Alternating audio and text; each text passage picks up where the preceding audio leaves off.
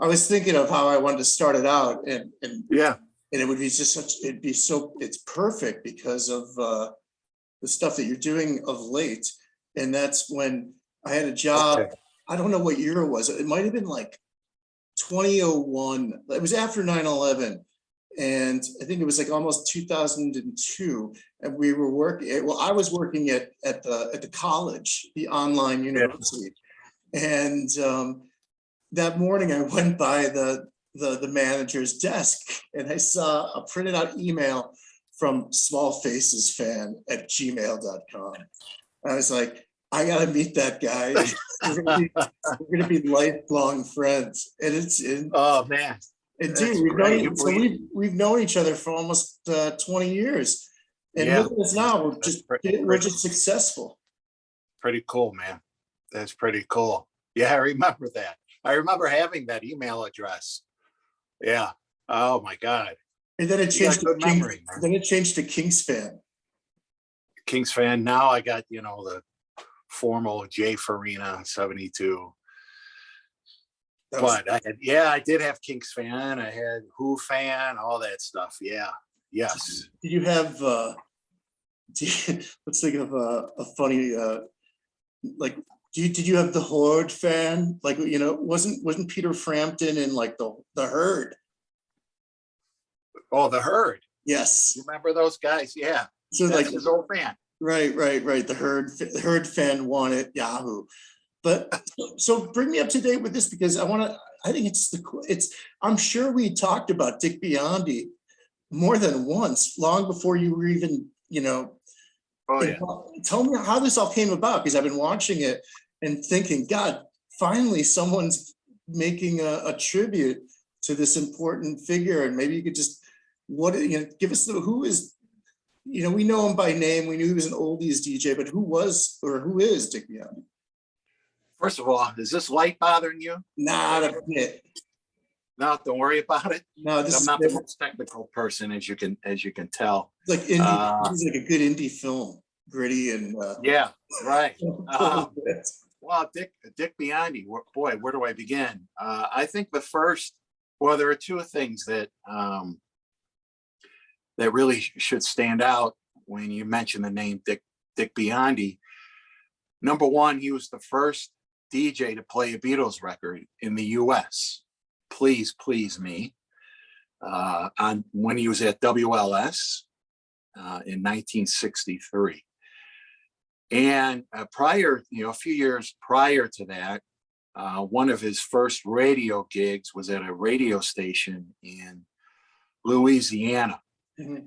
And considering the climate at the time in the South, in America, Jim Crow South, he was a pioneer because he was one of the first DJs to play rhythm and blues music. The likes of Fats Domino, Little Richard, you name it. He was among the first DJs to play those songs, and adding to the fact that he did it at a station in the South makes it much more significant in terms of his career and his history. And your viewers out there probably remember Dick Biondi mostly from the oldies station, WJMK, when he came back to Chicago in the 1980s. And I used to listen to him all the time. And as you know, I love rock and roll music. I love music history. He has such a personality. You could tell that he was, just a real character, but he had a real authentic passion for the music he was playing. And about 3-4 years ago, through a mutual friend, I met Pamela Enzweiler-Pulice, who's doing a documentary film about Dick Biondi. We talked. We had a formal meeting and really connected. I was really impressed with her vision of the film. I was a fan of Dick Biondi, and it was a no-brainer for me to try and see if I can help her get to the finish line with this movie, and we're almost there. It's a labor of love, dude. It's a labor of love. And you know, too, being a independent documentary filmmaker, if you don't have the backing or financial backing of, someone or an organization or a business or what have you, you really have to, do a lot of the work to raise funds for the film. And this is the case with the Dick Biondi film. Is it because of licensing fees for music? Is that the biggest? Yeah, exactly. Yeah. I mean, the film is in post-production. All the filming is done. We're in the process of editing it and all that stuff. But you add on the music licensing, all the post-production stuff, music licensing, color correction, music, all what have you. Because we want this film to look good and to sound good. We don't want this to look like a high school project, from the 1980s. He deserves it. The subject is deserving of that. Exactly.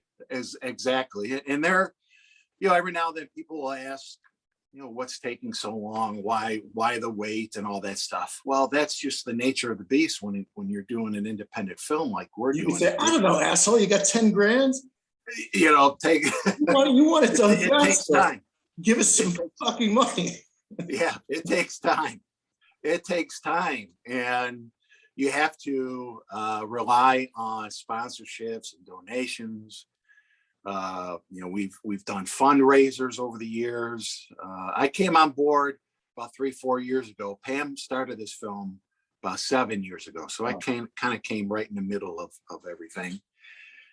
And so COVID set us back some, but we feel like we're making some strides, and we have a big concert fundraiser coming up on September 19th. And we hope that, we hope to pack the house, sell it out.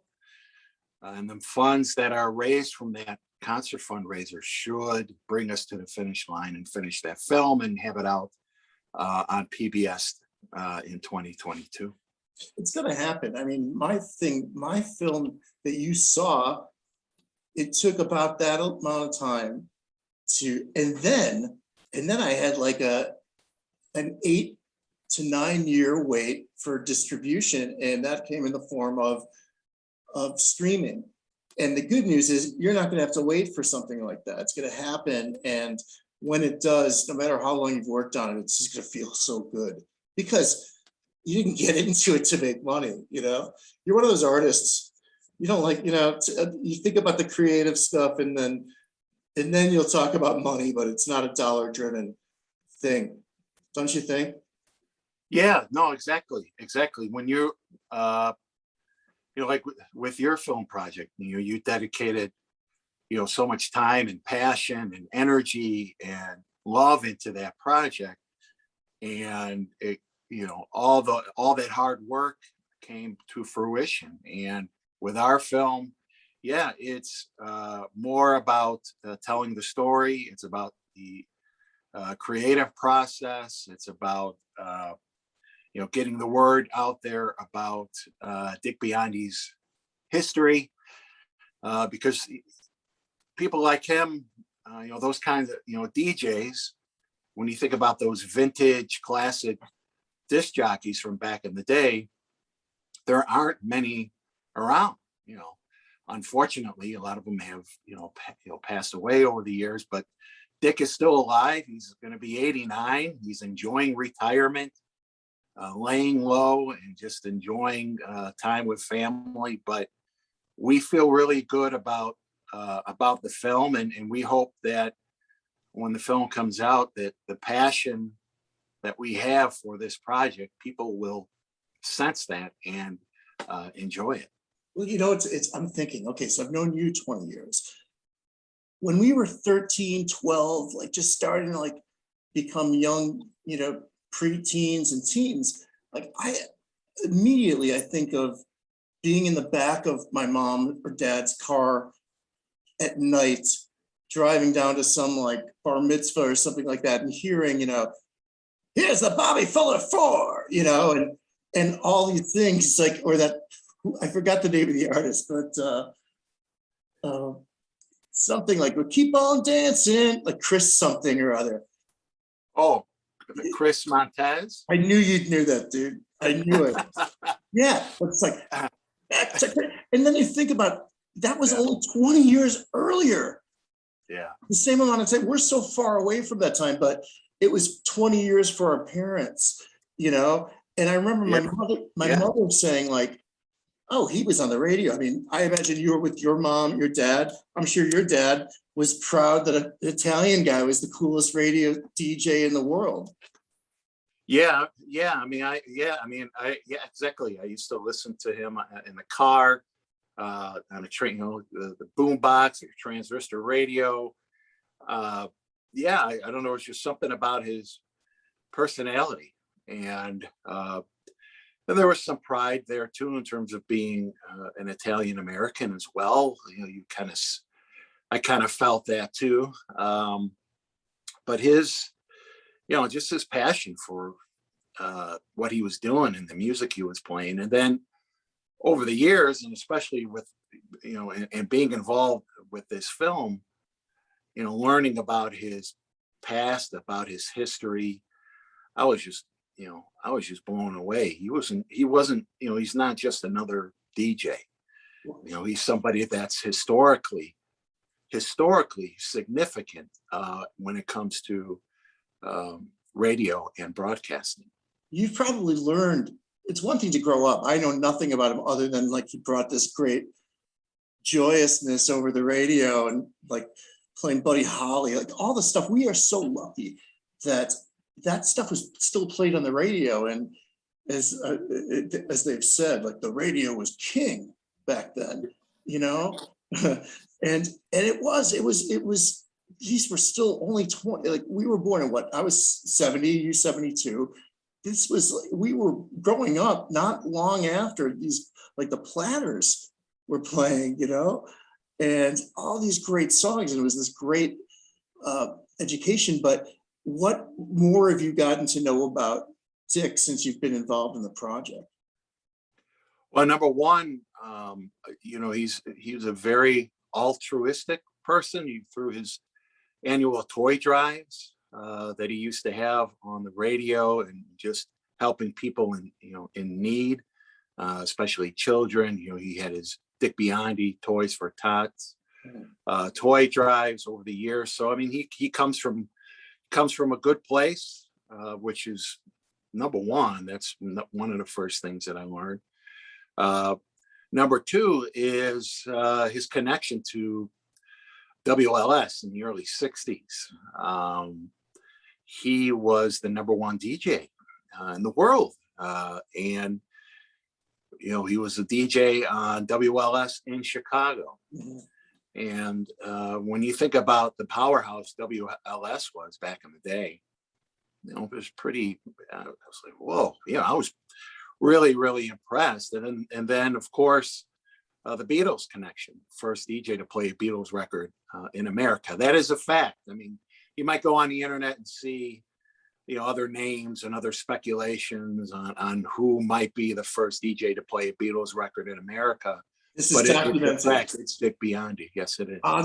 It's on the whatever you call it, the whatever, you know, when DJs have to keep a record of the songs that they played. Or, it's documented. What God, can you imagine hearing the Beatles for the first fucking time in the US? Like, because you know what they did, that impact. We weren't quite there yet. Around at least, you know, maybe ethereally, and then like maybe the Beatles are the ones who brought us here.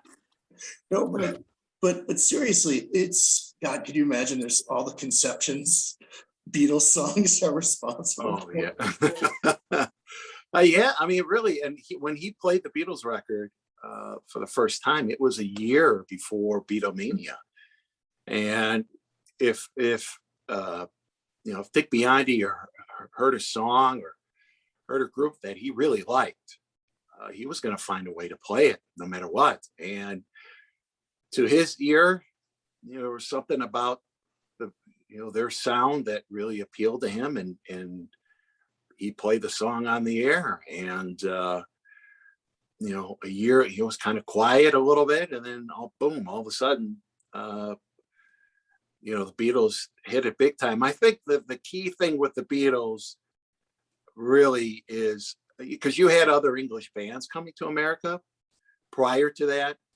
I think like Jerry and the Pacemakers and things like that. But came before. What was smart about the Beatles is they didn't go to America until they had a #1 record.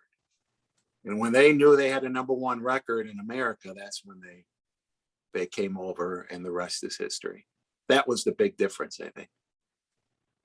Gosh, I was just thinking, I was going to ask you if you know personally, or if it comes out in the film, like what Dick Biondi's favorite kind of music was. And it'd be funny if he was like, I only listen to classical. I just read the shit on here. Yeah, that would be funny. He's a rocker. Yeah. He's a rock and roller. I mean, he's got that connection. I mean, really, he's really, but I'm sure he likes other music too, and other than rock and roll. But he's always somehow, some way, always going to be connected with rock and roll. Is he from like New York State? Where is he from? He's from Endicott, New York. Yeah, that's what I thought. They sound like shit. I don't know where Endicott is, but maybe it's near Buffalo. But I always confuse Buffalo people with having Chicago accents because they're so similar. They all sound the same. Wow. So what? Yeah. So tell me other stuff. I mean, this is just a part of it. I mean, are you still acting? Are you still auditioning? Or is this like your main focus? Like, because I'm your biggest fan. Like, I never want you to quit that stuff. Yeah, I know. I'm gonna hire you as my agent, and I'm gonna. Joe, I got three dates. Swift, this is my agent. Swift, this. Joe, you there? I got 3 dates in the mountains. The main room. I got you the main room. I got you Lake Geneva 2 nights in a row. Well, how can I answer that? I really haven't done, to tell you the truth, I really haven't done a lot of acting since 2013. I had a film come out in 2014 that went to some film festivals and things like that. But I've really dedicated these years to starting a family and focusing on that. Such a better payoff. Yeah, I mean, Really? it's I enjoy being a dad. I enjoy being with the kids. It's important for me to be there with them as much as possible. That's a great. I've been really focusing on the Dick Biondi film.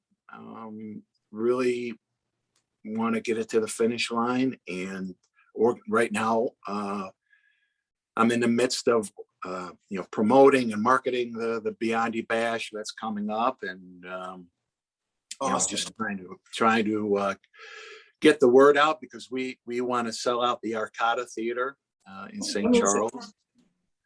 Arcada Theater, it's in St. Charles. When's the show? Because I want to. Oh, I'm sorry. September 19th. It's a Sunday. Starts at 2:00. There's a VIP option, and that starts at noon. Felix Cavaliere from the Rascals is our headliner. We have the Ides of March, Buckinghams, New County 6. A lot of those Chicago bands will be involved. And then we have some other bands like Hot Rocks, the Rolling Stones tribute, Rosie and the Rivets, a couple others. We'll have a silent and live auction. It will be. I'm coming, dude. So I'll contribute what I can. That sounds fantastic. Yeah, it'll be a lot. It'll be a lot of fun. And we're grateful that Ron Onesti at the Arcada put this together for us. He was, before I came on board, he was one of the first sponsors of the film. So he's been connected with the film since the get-go, and he's been gracious over the years, because Pamela and I are able to go to, for example, like the Cornerstone shows and say a word about the film, and sometimes we'll have a table out in the lobby. People will come out, make donations, buy T-shirts or what have you. So, this is big, and you're doing a proceeds shuffle. go toward the film. Yeah. Go toward finishing the film.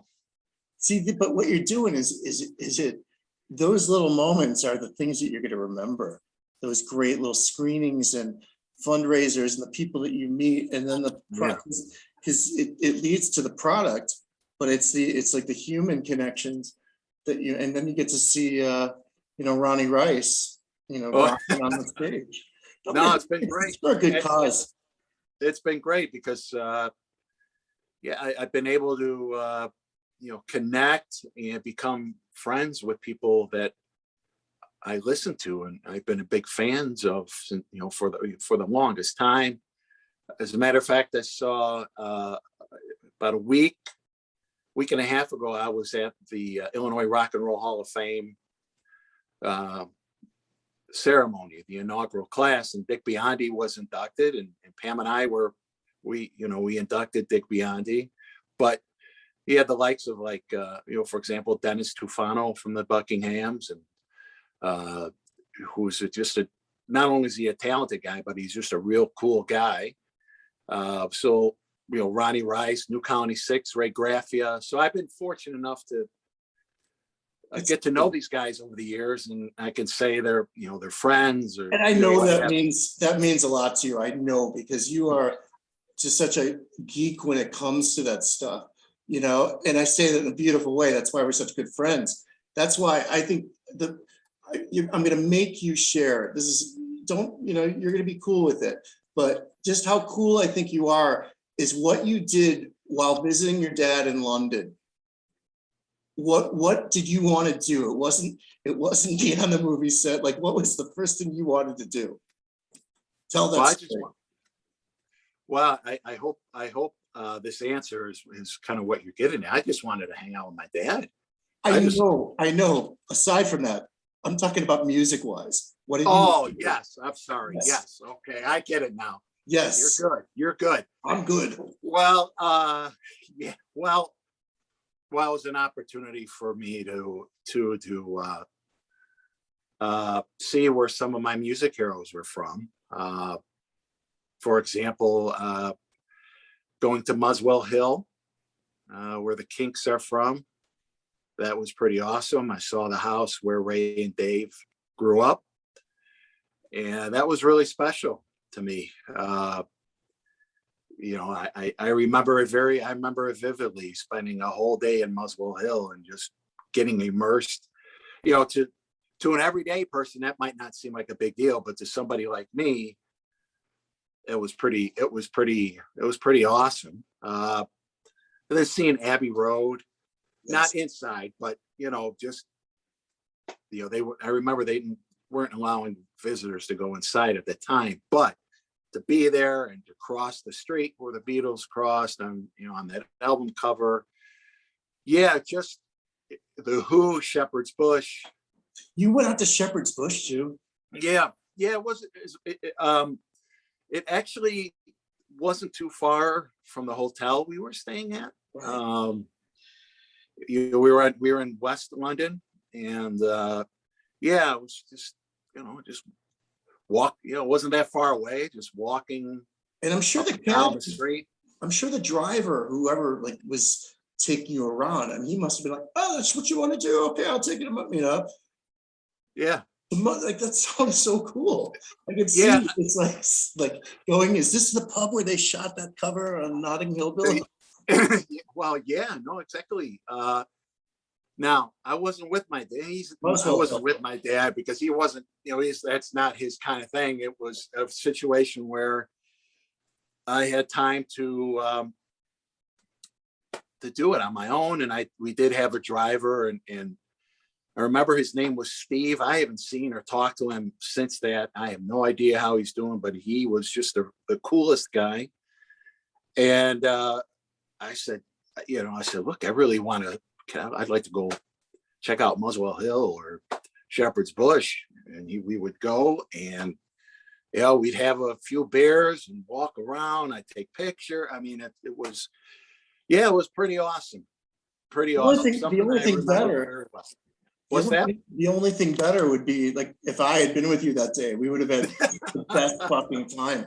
Yeah, no, we'd probably still be there. Yeah, well, we could listen. We could still do it, but I just remember you telling me that you saw your dad sort of stick up for Chicago when Madonna like at some. Oh, that's a great story. Yeah, no, that's a true story.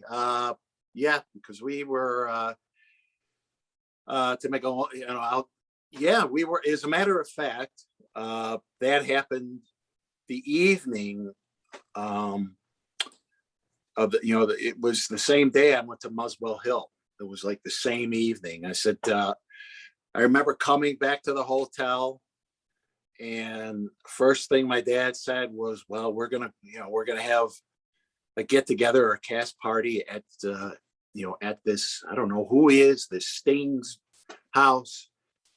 And I was like, Dad, you don't know who Sting is? I don't know who, if it wasn't Sinatra or D. Martin, you wouldn't know. I said, Dad, Sting is one of the most famous songwriters in the history of popular music. I said, that's a, it's a big deal. We're going to Bobby Darin's house. Yeah, you know who he is? I said, yeah, I know who he is. So anyway, he said, he goes, and I think Madonna is going to be there, because Madonna and Guy Ritchie were dating at that time, or they might have even been married. I could be wrong, but they were an item nonetheless. And so I was like, okay. And then we made our way to Sting's house. And the first, I kid you not, first person to open the door and greet us was Jennifer Aniston. She was drop dead gorgeous. I was just in absolute awe. So she was drop dead beautiful. Did she ask anyway? About me? What's that? She asked about me when you were there. Oh, did she ask about you? Yeah. Yeah. She was, how's Steve doing? Thanks, oh yeah. I said, yeah. That's wild, dude. But anyway, to make a long story short, there was a situation where during the course of the night, Madonna was talking about touring, and people were mentioning some cities, and then she was kind of commenting on them and all that. And somehow she brought up Chicago, and somebody said, well, Dennis is from Chicago. She says, oh, I can't stand Chicago. Whoa, my dad's, whoa. My dad, looked at her and said, well, where are you from? Where, not later, where are you from? Yeah. She goes, I'm from Detroit. Well, you got a lot of problems in Detroit, I'll tell you that. And that shut her up. And my dad and I talked about that moment, for the, remainder of his life. It was a pretty cool moment. Yeah, it was pretty awesome. That's nice. I was just thinking, because I know that Bob Surratt knew your dad. I think anyone who was in Chicago and broadcasting probably got to meet him. And if anyone doesn't know what we're talking about Joe's dad, Dennis Farina. And yeah, it was, I know that he was very, I heard him speaking about him, and he just got very emotional, but then there's this tie-in, because you could meet people that probably knew your dad that you didn't know through a project like this. And that's even far more meaningful. And then that's how you carry on the legacy. Yeah. Yeah, no, exactly. I mean, since his passing, it's been 8 years already. I can't believe it. Just, people come up to me and people I never met before, or, I knew about them, but I didn't know them very well. And they said, I knew your dad. I had a drink with him, or I had dinner with him, or I worked with him. There was some kind of connection there. And for the most part, since he passed away, people have been very complimentary of his work, and of just, everything he's done. There's been a few people I've had over the last couple of years, I've had to set some rumors straight about my dad, because people will, well, not rumors, but people will say, my dad did this, or my dad went there, and my dad, and I have to correct them. I said, no, one of the most things is that one of the things that I get is that people think that, and I'm not trying to I'm not trying to cause the stir or anything, but people think that my dad took acting lessons, and that's not the case. My dad never took an acting lesson. He was a policeman. He was a family man. He raised 3 kids, and I don't think it was ever in his dreams or ambitions to be an actor. He just fell, his acting class was the real life experiences, but he never went to, he never studied, he never took a class, he never got a degree in any of that. So I got to set the record straight on that. I just think it was just one of those things, right place, right time, right people. And natural talent, possibly, and presence. Yeah. Which yeah. I see a lot in you, but at the same time, it's not mutually exclusive to all the fatherly duties and other ancillary projects, because I know that you're passionate about everything that you do. You're a passionate dad, you're passionate about rock, passionate about your wife, like all these great groovy things, and children. So I think that it's you're a winner. I'm just excited to go. I'm psyched I'm glad to see you, and I'm glad that you're involved in this, because I can't wait to see it. Because I definitely want to see the guy from the Young Rascals. I've already met Eddie Brigati and his brother, just not Felix, and I don't think they talk anymore. But that should be kind of cool. Oh, that's cool, man. That you met Eddie Brigati. Yeah, I think he and Felix co-wrote, all those hit songs that we know and love.